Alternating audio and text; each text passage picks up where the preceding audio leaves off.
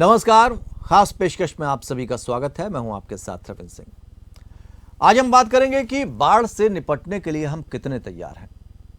दिल्ली में यमुना का जलस्तर फिर खतरे के निशान से ऊपर हो गया। रविवार सुबह हथनीकुंड बैराज से 2 लाख क्यूसेक पानी छोड़े जाने के बाद जलस्तर सुबह 7 बजे 205.81 मीटर तक पहुंच गया। शनिवार को वाटर लेवल खतरे के निशान यानी 205.33 मीटर के आसपास रहा। जो लोग पानी कम होने के बाद अपने घरों में लौट आए थे, उनमें से कई शनिवार को राहत शिविरों में वापस लौट गए। वहीं गुजरात और महाराष्ट्र में भारी बारिश के चलते कई क्षेत्रों में जनजीवन अस्त व्यस्त हो चुका है। जूनागढ़ की अगर बात करें तो जूनागढ़ में बाढ़ जैसे हालात बने हुए हैं। मौसम विभाग ने अगले 2 दिन के लिए जूनागढ़ सहित गुजरात के कई जिलों में रेड और ऑरेंज अलर्ट जारी किया है। वहीं महाराष्ट्र के इलाकों के लिए भी ऑरेंज अलर्ट जारी किया गया है। भारत में मानसून इस वक्त चरम पर है। भारी बारिश के चलते नदियां उफान पर हैं।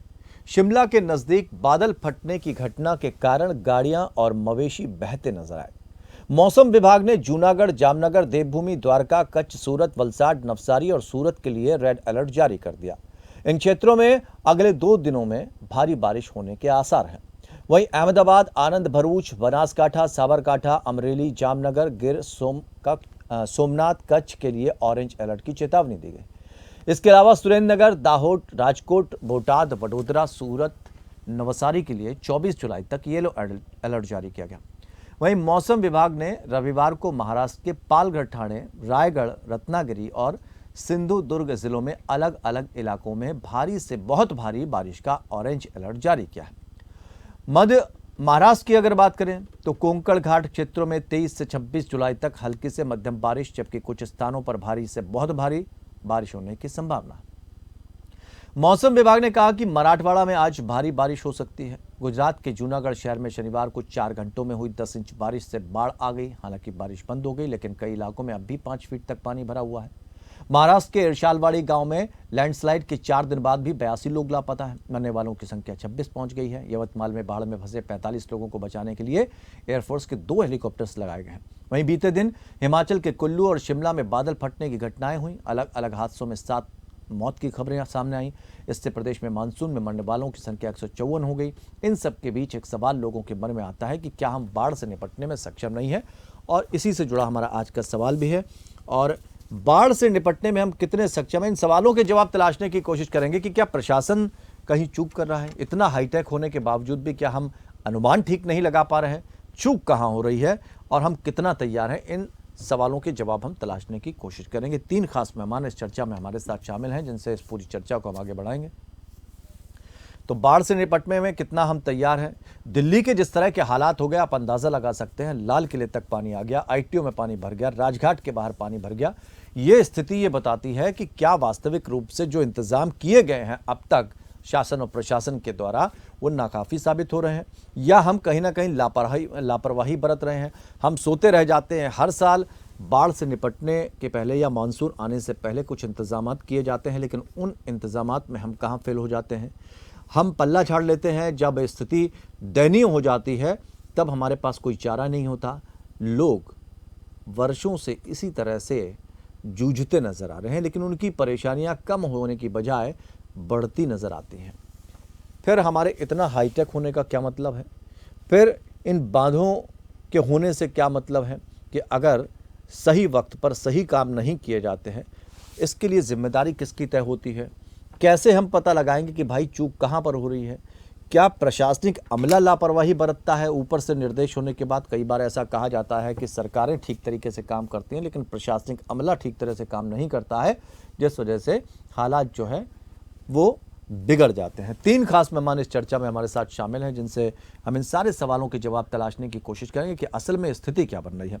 लक्ष्मण सिंह राठौर, पूर्व महानिदेशक मौसम विभाग, हमारे साथ जुड़े हुए। सर, बहुत बहुत स्वागत है आपका। और उपासना सिंह, पर्यावरणविद के तौर पर हमारे साथ जुड़ी हैं। जेपी मैठाणी, पर्यावरणविद के तौर पर आप भी हमारे साथ जुड़ी हैं। आप सभी मेहमानों का बहुत बहुत स्वागत करते हैं। लक्ष्मण जी, आपके पास आना चाहेंगे और समझना चाहेंगे, हम इतने हाईटेक हो गए हैं कि हम अक्सर ये कहते हैं, और नेताओं को, हमारे जो सत्ता में बैठे लोग वो अक्सर ये कहते नज़र आते हैं कि हम बहुत हाईटेक हो चुके हैं, आज का भारत वो भारत नहीं रहा जो पहले हुआ करता था। फिर हम मौसम का अनुमान नहीं लगा पा रहे हैं, हम बाढ़ से निपटने के हालात हमारे ठीक तरीके से उसके लिए प्रशासनिक इंतज़ाम नहीं कर पा रहे हैं। कहाँ चूक हो रही है सर? नहीं रखता कि हम मौसम का पूर्वानुमान नहीं कर पा रहे हैं। आप मोटे तौर पे अगर सांख्यिकी देखें तो जितनी भी अतिरेक घटनाएं अब हो रही है पिछले कुछ वर्षों से, खास तौर से एक दशक से, उनका कमोबेश ठीक आकलन किया जा रहा है।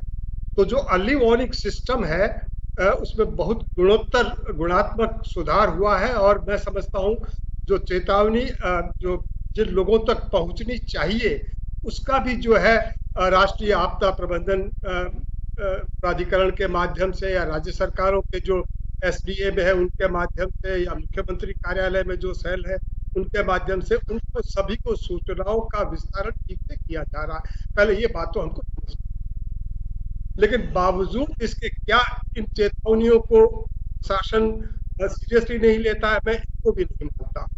अब चूक जो हो रही है, जो हमारा इंफ्रास्ट्रक्चर है, अब उसको हम उस पर हम इन्वेस्टमेंट नहीं कर रहे हैं। हमारा निरंतर जो विकास हो रहा है उस विकास में जल निकासी का जो हमारा ढांचा है हम उसको कहीं कहीं भूल रहे हैं। और जब इसको भूलेंगे तो शहरों का जिस तरह से बड़ा हम निर्माण कर रहे हैं, गांव का भी निर्माण कर रहे हैं या बाकी इंफ्रास्ट्रक्चर का निर्माण कर रहे हैं। मैं उदाहरण देना चाहूंगा, जो बड़े बड़े मेगा हाईवेज भी बने हैं और उनको भी एक तटबंध बन गए हैं, उनके भी इस तरफ से दूसरी तरफ पानी के निकासी की व्यवस्थाएं बारिश को हैंडल करने की अब नहीं है।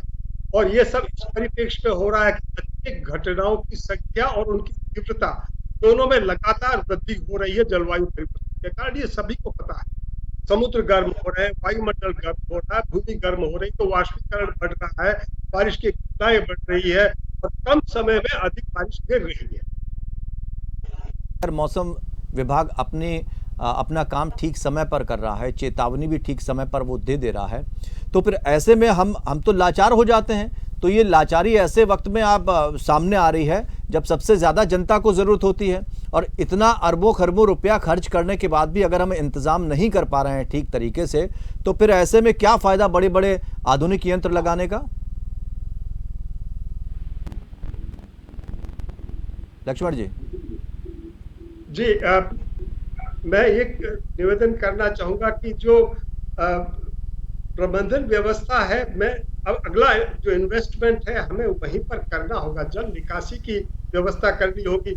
अभी जैसे दिल्ली में घटना हुई, दिल्ली शहर की बारिश एक कारण है और जो हम यमुना से जल स्तर बढ़ता वो दूसरे कारण है। दोनों को हमें देखना पड़ेगा और शहर से जल निकासी की व्यवस्था है ही नहीं जी। जो पुराना ढांचा है वो अब जो बढ़ी हुई आबादी का जल निकासी होनी है कि सभी जगह आपने भूमिगत जो इन्फिल्ट्रेशन है वो तो रोक ही दिया है जी। तो पूरा का पूरा 60 बाई 80 किलोमीटर वर्ग इस पर तो आप रिचार्ज हो ही नहीं रहा, वो पानी सरफेस रन ऑफ होता ही है, तो कहाँ जाएगा? ठीक है, उपासना जी भी हमारे साथ हैं और जेपी मैथानी जी भी जुड़े हैं। उपासना जी, आपके पास आना चाहेंगे। सब कुछ ठीक है, अनुमान भी ठीक है, क्या धरती के अंदर कुछ ऐसा चल रहा है जिससे हम अवगत नहीं हैं, जिसको हम समझने में नाकाम रहे अभी तक, या हम समझ पा रहे हैं लेकिन लापरवाही बरत रहे हैं? धरती के अंदर ऐसा कुछ भी नहीं चल रहा है जो पहली बार हो रहा हो। आप जब भी हम लोग बात करते हैं कि बारिश ज्यादा हुई है या बाढ़ ज्यादा हुई है, तो हमेशा हमारे पास पिछला कोई उदाहरण होता है। आपने दिल्ली की बात की थी, तो दिल्ली में भी ये सुनने में आया था कि पिछले 50 साल में पहली बार इतनी बारिश हुई है, इतना पानी यमुना का बढ़ा। उदाहरण है पहले का, पहले हम ये सब कुछ पहले ही एक्सपीरियंस कर चुके हैं। तो अगर ऐसी कोई आपदा है जो पहले कभी नहीं हुई तब तो बात समझ में आती है, लेकिन ये बारिश से जुड़ा हुआ, नदियों के पानी से जुड़ा हुआ जो मुद्दा है, ये हर सीजन में होता है जी। कभी किसी राज्य में, कभी किसी राज्य में, लेकिन हमेशा होता है।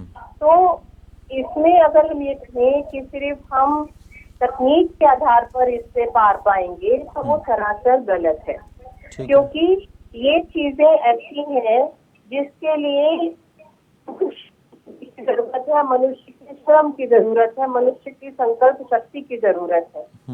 जो पानी भर रहा है या जो बारिश ज्यादा हो रही है उससे हमें उससे हम बच सकते हैं अगर हमारा ड्रेनेज सिस्टम सही हो, अगर हम पहले से उसके लिए चले तब।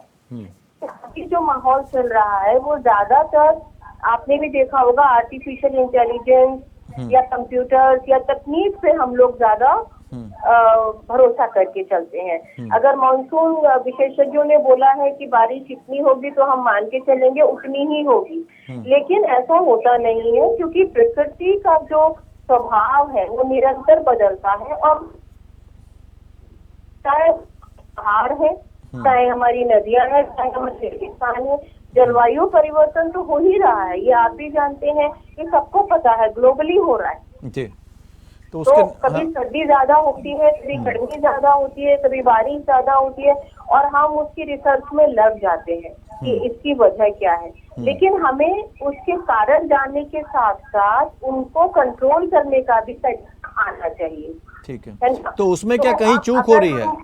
उसमें कहीं क्या चूक हो रही है कि हमको सारी चीजें पता है और उसके बाद भी हम आपसी सामंजस्य नहीं बैठा पा रहे हैं, या हमें लोगों को और जागरूक करने की जरूरत है कि भैया केवल प्रशासन की ही जिम्मेदारी नहीं है, आपकी भी कुछ जिम्मेदारी बनती है? बिल्कुल बिल्कुल, जागरूकता अपनी हद में काम करती है। आपने जागरूक कर दिया, लेकिन आदमी आगे बढ़ के उसको इम्प्लीमेंट करने के लिए तैयार ही नहीं है, तो आप उस जागरूकता का क्या करेंगे?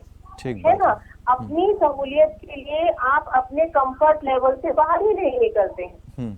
तो इसलिए आप अपना कंफर्ट देख के जब काम करते हैं तो समाज को उसका खामियाजा भुगतना पड़ता है, और फिर बाद में आके आपको भी भुगतना पड़ता है।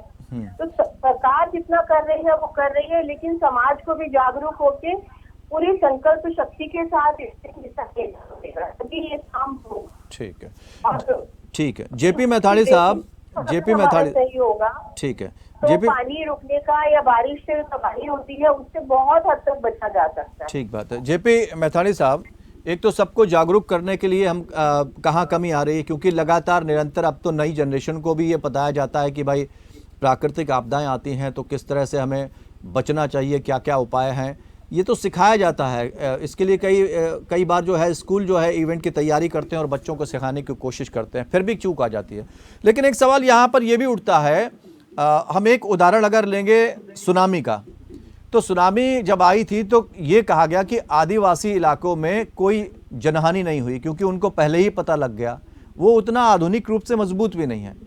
तो वर्तमान में क्या हम तकनीक पर इतने निर्भर होते जा रहे हैं कि हम अपना विवेक खो चुके हैं और समझ नहीं पा रहे हैं चीजों को? नमस्कार रविंद्र जी, और थैंक यू इस मुद्दे को उठाने के लिए जी। हमारा ये मानना है कि जो पारंपरिक लोक ज्ञान है, बताते हैं कि रेप्टाइल्स और गाय और पक्षी पहले पता चल जाता है हम आने वाला जी। तो जो हमारा सिस्टम था जिसमें इकोलॉजिकल बोलते थे, पारंपरिक लोक, तो उसकी मिसमैच वो जो आधुनिक तकनीकी है, मंगलयान पे के रॉकेट साइंस जी। और जब आपदा चमोली जैसे स्थान पर एक सीवेज ट्रीटमेंट प्लांट में 16 प्लांट्स मर जाते हैं, तो टेक्नोलॉजिकल नॉलेज है वो लैब टू लैब, यानी प्रयोगशाला से भूमि तक, गांव तक नहीं पहुंचा। आप जैसे राठौर सर ने बताया कि हमारे पास वेदर फोरकास्ट के बहुत सेंसिटिव और बहुत उपकरण है, लेकिन उन उपकरणों और उनकी वजह से हमें सूचनाएं हैं, उसके निस्तारण के संसाधन ग्राम स्तर पर, नगर पंचायत स्तर पर, वार्ड स्तर पर है क्या? हमारे पास रस्सियां नहीं होती, हमारे पास ग्लव्स नहीं होते, हमारे पास रबड़ के जूते, सकते। हमारे पास रेस्क्यू लेकिन जेपी साहब, ये तो कहा जाता है कि हजारों लाखों रुपया भेजा जाता है इन सारी चीज़ों के इंतजाम के लिए, उसके बावजूद अगर इस तरह के इंतजाम नहीं होते तो क्या हम ये माने कि कहीं ना कहीं करप्शन जो है हर जगह कचोट रहा है? नहीं, देखिए, पॉलिटिकल जो सिस्टम है और ब्यूरोक्रेटिक जो सिस्टम, राजनीतिक और प्रशासनिक के बीच बेहद तालमेल की कमी है, और इस तालमेल की कमी की वजह से पारदर्शिता नहीं है। जब पारदर्शिता नहीं है तो करप्शन है। ठीक बात है, और बिल्कुल सही बात। करप्शन की वजह से जिन व्यक्तियों को, जिन समाज को उनकी आवश्यकता उस समय होती है, तो रियल टाइम है इंटरवेंशन नहीं होता।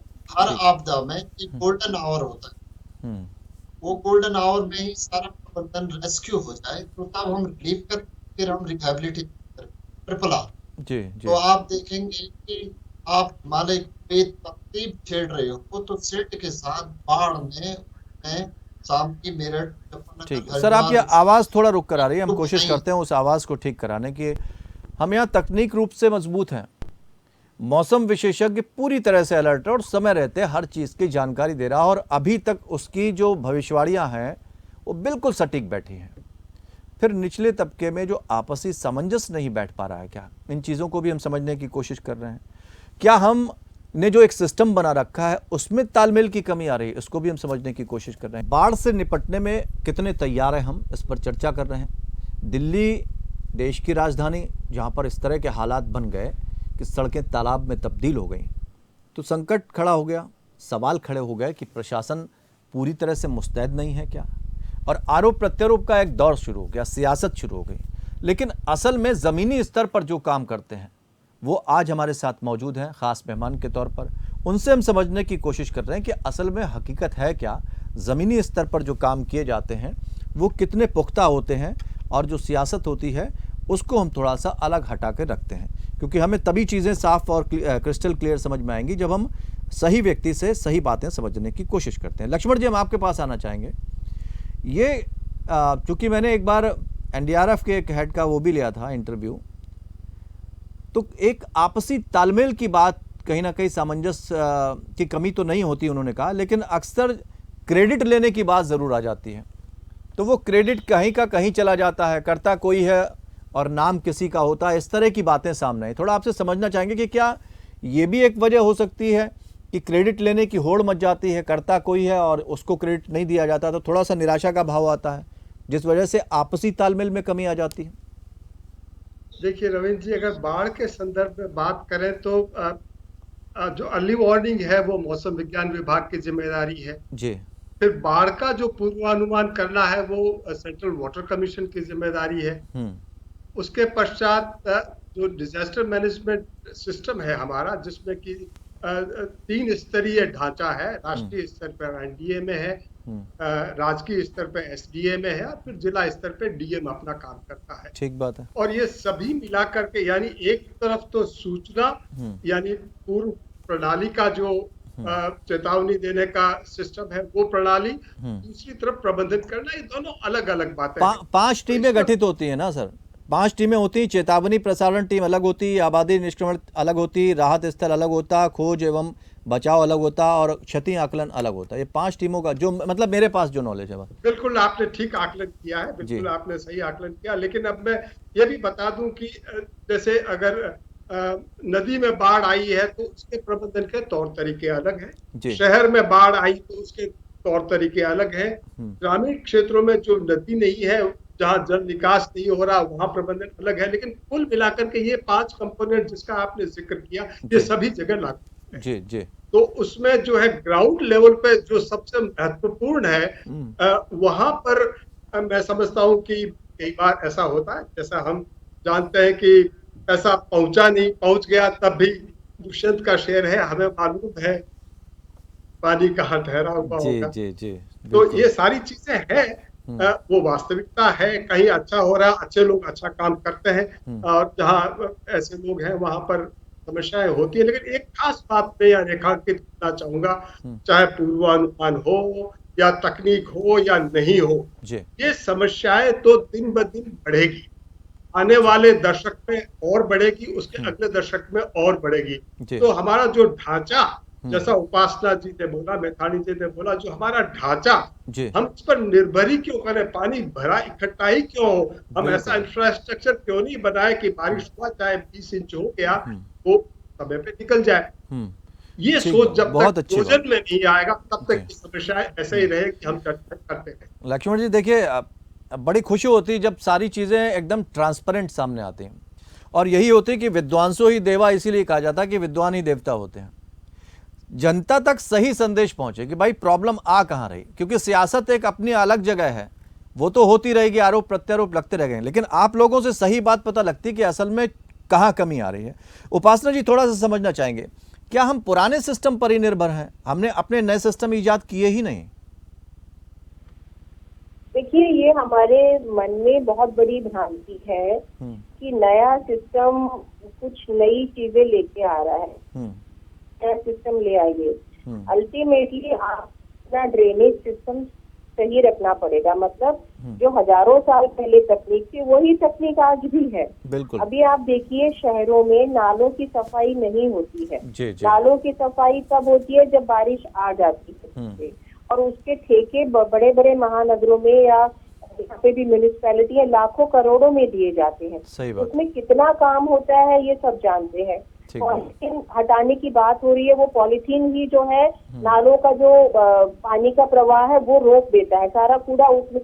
तो सारी चीजें देखिए जुड़ी हुई है। और कोई भी आप नई तकनीक ले आइए, आप ज्यादा से ज्यादा ये करेंगे कि मशीनों से नालों की सफाई करेंगे, पानी निकालने के लिए मोटर लगाएंगे, मगर वो पानी जाएगा तो फिर वापस नदियों में या समुद्र में, उसके लिए तो रास्ता जो पुराना था, जो हजारों साल पहले से था।